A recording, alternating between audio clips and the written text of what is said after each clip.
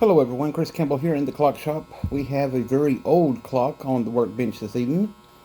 This is a ogee wall clock or a mantel clock. This particular clock was made in 1849 and came from a house in Washington, D.C. It's got some history behind it. It was actually in a house that was located where Abraham Lincoln's body was brought in and placed on the bed before he died. It stayed in the house for many, many years, and then it was sold off and then repurchased. This is a New Haven, Connecticut, or clock company. The customer brought it in because they're wanting to put it into a museum, and it is missing the minute hand, and the left side is broke, and the right side is also has some issues. So what we're going to do is go ahead and take it apart, the pendulum. We'll go ahead and remove our minute hand. So what we're going to do is end up making a new, that was the hour hand. We're going to end up making a new minute hand. And the dial is actually held on in place by very old tack nails from that period.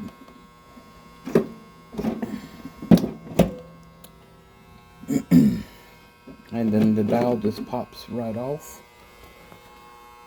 That's a very, very old dial. Alrighty, and this is the movement. And you can see the cord that runs the weight. So what we're going to do is go ahead and unhook the weight. And that is very, very old. That's about a 7-pound weight. So that's the time side. And this is the hour or strike side. And this one's a little bit heavier. I'm going to say this one's about 10 pounds. Yes, you can actually see the difference in the length. Over here inside we have the broken cable. And it looks like, yes it does. So it does have the hook. So we'll replace that. Alright, and the other cable has the hook. So now what I'm going to do is remove the suspension spring.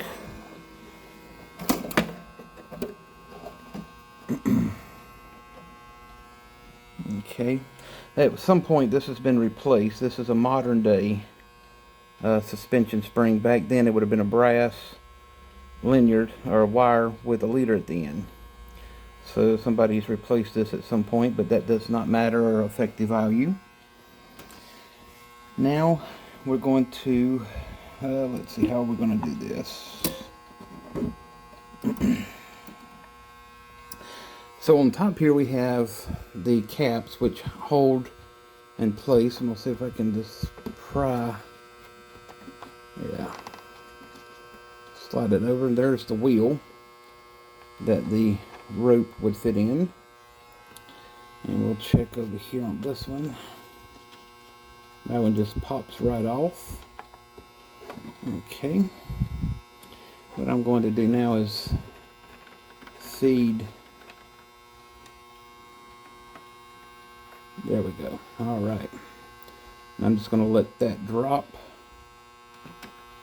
There we go. Alright.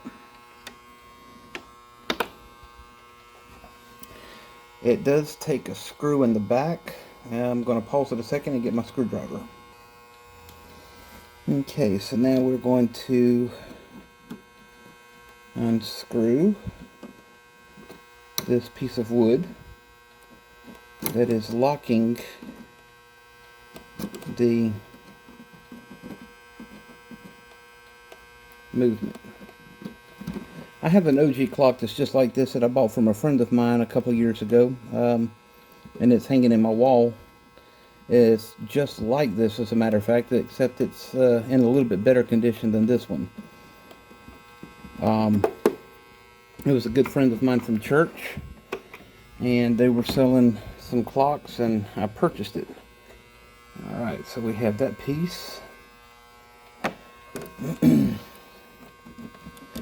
now the movement should just walk its way out just like so.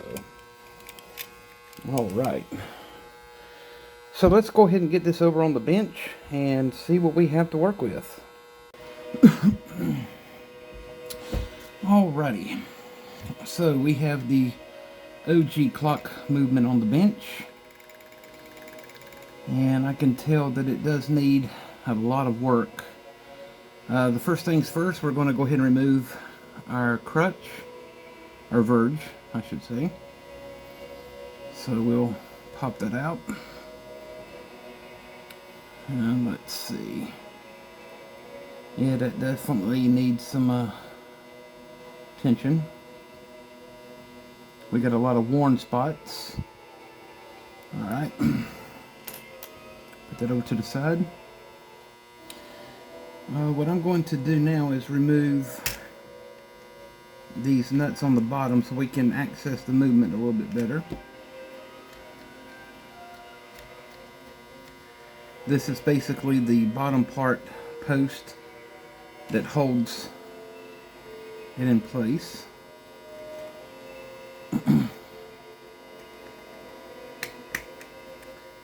And when you're dealing with something that's this old, you really want to take good care. And especially the customer that brought it in, I know them personally, and they're over a museum in Washington. They have told me not to name any names, but they're a curator, and they also deal with a lot of natural history, modern day history, and U.S. history items and artifacts.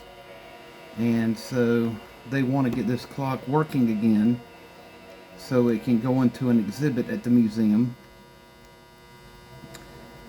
and they want it working in its proper condition the way it was back years and years ago.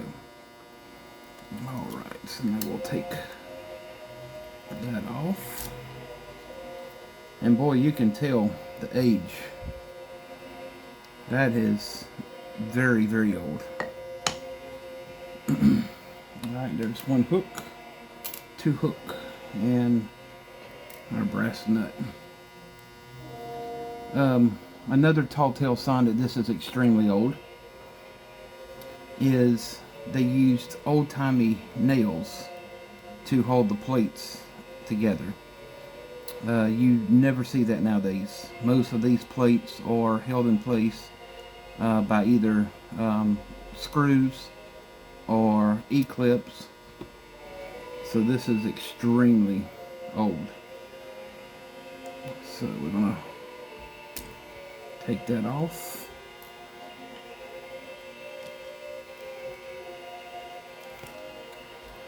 Come around here and remove that one. But it's an honor to be able to work on something that's this old with the history behind this particular item. It's a, just imagine, I mean, if this clock could talk of what it's actually seen. I mean, it gives you chills, literally, to know that this actually was in the hotel, or the boarding house as they called it, that Abraham Lincoln was carried to across the street from Ford's Theater. This was actually hanging in the room over the fireplace, or I should say, not hanging, it was sitting on the fireplace in the same room where the Secret Service probed his skull trying to find the ball. And ultimately, as everybody knows in history, that the Secret Service is what ended up causing his death, or making it worse, because they probed it with rods. Alright, so as I'm looking here, I see a small spring that is connecting the hammer.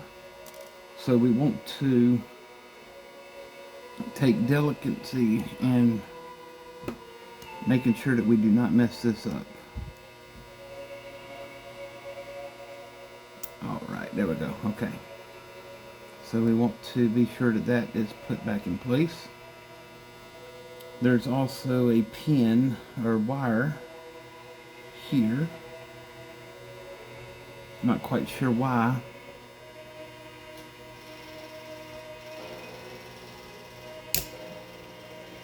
And there we go. Okay, see now. At some point, now it's coming to light. Okay. Would you look at that? That is something weird. This is actually a straight pin. So I told you that they normally were held in place with these tacks, but at some point somebody put a straight pin instead of a tack. That's weird. Alright, so we're going to go ahead and lock this back over here. And now we're going to slowly remove the plates. And this is the part that can be a little tricky sometimes.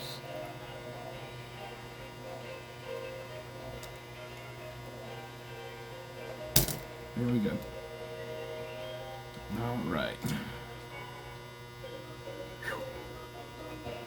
Boy, that is very, very gummy. Oh man, look at my hands. This thing has not been serviced in well over 100 years. Just looking at it. I'm going to go ahead and remove the escapement. That is extremely filthy. Alright, now let's turn it back to the way it should be. We have our cam wheel.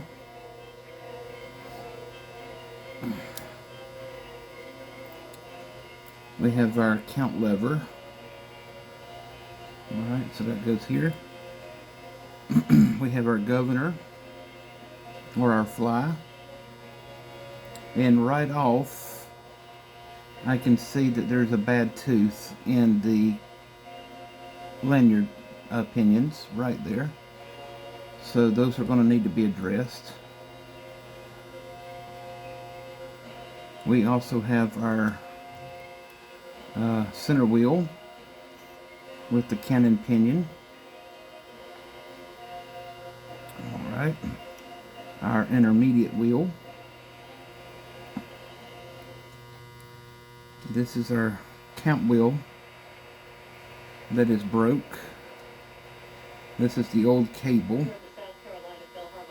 That's at least over 100 years old, so that shows you exactly how old that is. We have our J hook. Man, just the machining and the process that they used back then to get this thing working, it's amazing. And then we have our second wheel on the time side, and this one also has one bad lanyard pinion right there. Now we'll remove the hammer.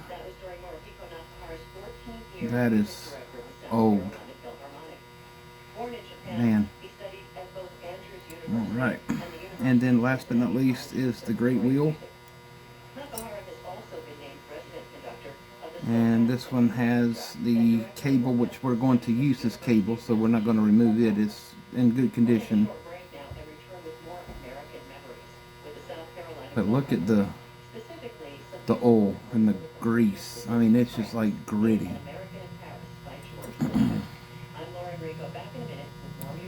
Alright.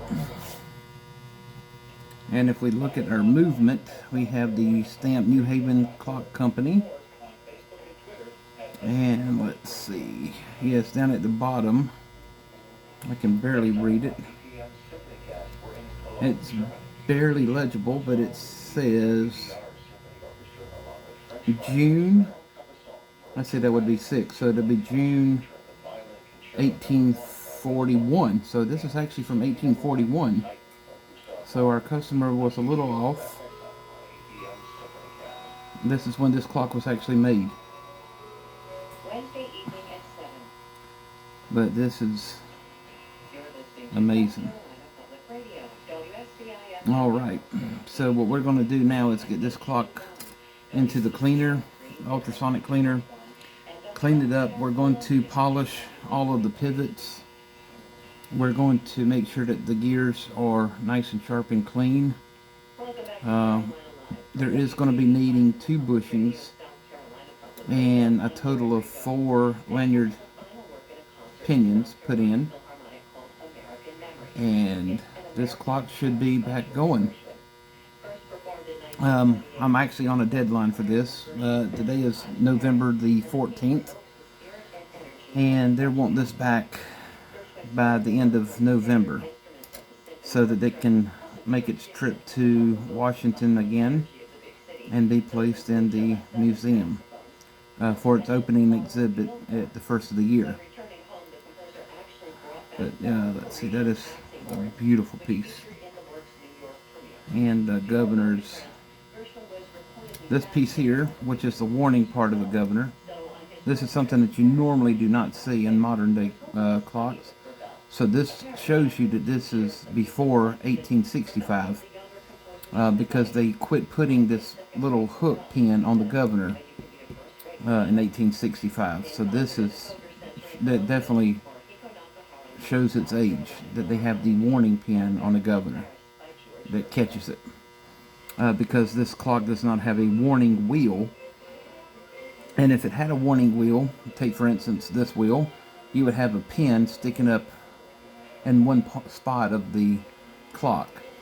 And basically what would happen is the J-hook of this piece right here, when the clock would go into warning, it would spin around and catch that hook.